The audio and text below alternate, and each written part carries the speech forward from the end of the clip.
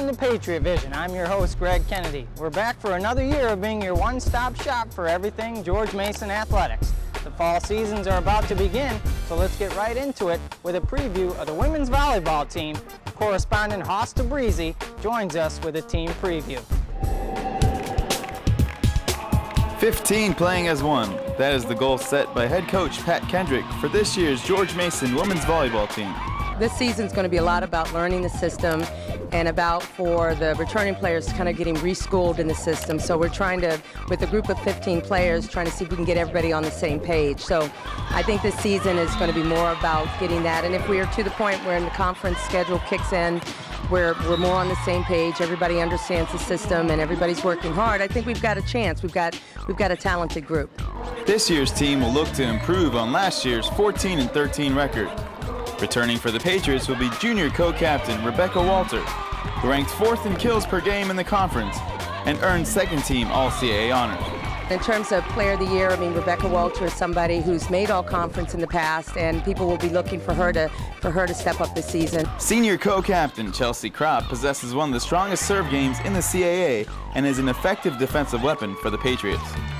Senior Morgan Connell is an integral member of the back row who also provides a lot of flexibility by playing multiple positions. The conference's most successful blocking tandem is composed of senior Jordan Dozier and junior Laura Turner. Dozier led the conference in total blocks, while Turner finished just one shy of that mark. Junior Sam Simmons and sophomores Holly Good, as well as Fernanda Bartels, round out the returning players for Mason. Bartels tallied the most assists by a Mason freshman in 13 seasons and ranked 5th in the CAA in that category, leading to an all-rookie team nomination. Fernanda Bartels, I thought, should have been Rookie of the Year last year. And I think had we gone into the tournament in a better position, she certainly could have gotten that award. So it's possible that she could be fighting for the Player of the Year award as well. Fans of the green and gold will notice a lot of new faces on this year's roster, with a large recruiting class of 7 newcomers.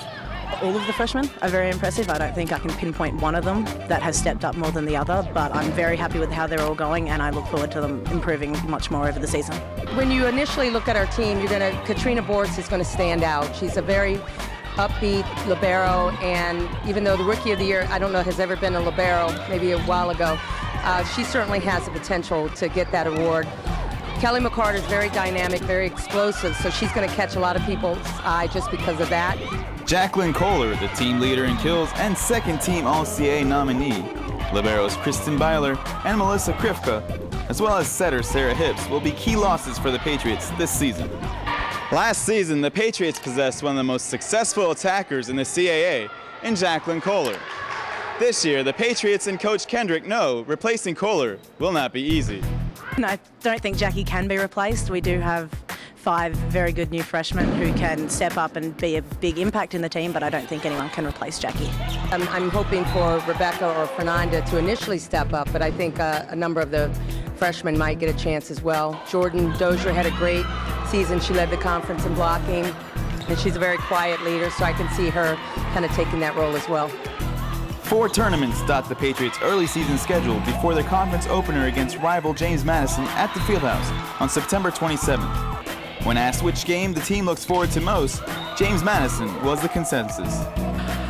Biggest rival, I don't know, a bit of controversy, a bit of fun. It's always fun playing JMU. I would say James Madison, our first conference game, because it's Madison at home, so it's pretty exciting. Mason is voted 7th in the preseason coaches poll, while defending champion Delaware is once again favored to repeat as conference champions. The team enjoys being a sleeper in the conference and believes they can make some noise this season. Our conference competition is going to be real strong, and it's kind of hard to say right now who the dominant team is going to be. Delaware is a preseason pick for #1, but I think all the teams have recruited well and are going to have good teams coming in. If we stay together as a team, team focus, team training, everything, we do everything as a team, mentally and physically, we will go as far as we possibly can.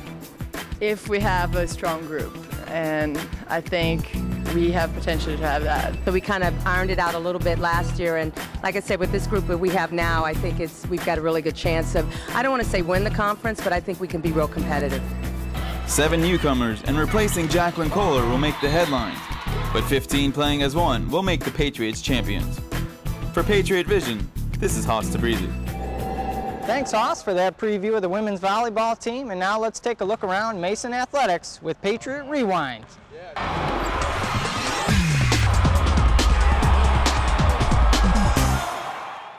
We'll start with the only team in action this past week, women's soccer. Their year got off to a slow start as they fell to the Maryland Terrapins 5-0 in the team's season opener.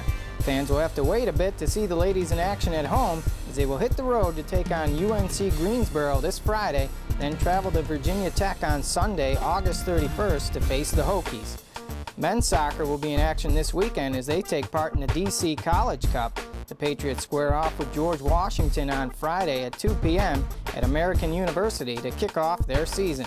Mason will then take on American on Sunday, August 31st at 5 o'clock. Finally, women's volleyball opens up their season this weekend in the DC Volleyball Challenge. The Patriots will open the tournament at home on Friday as they take on Georgetown at 7 p.m. in the Fieldhouse. Mason will take the court again on Saturday, August 30th with a pair of matches. First, they'll battle George Washington at 11 a.m., then face American at 5 p.m. at the Smith Center in Washington, D.C. That's all the time we have for this week's Patriot Vision. Be sure to check back next week for an all-new episode. Until then, bye everybody.